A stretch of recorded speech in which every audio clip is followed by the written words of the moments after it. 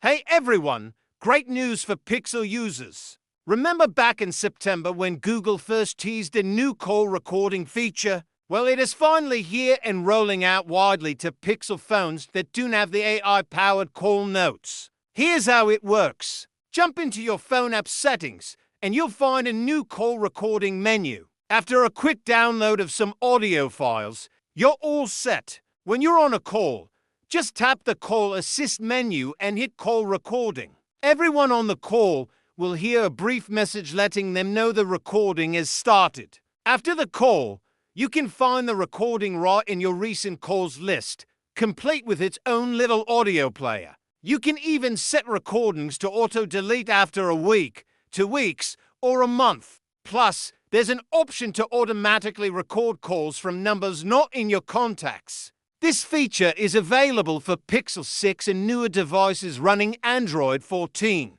Make sure your phone app is updated to version 198 or later to get it. Thanks for watching, and be sure to follow for more tech updates.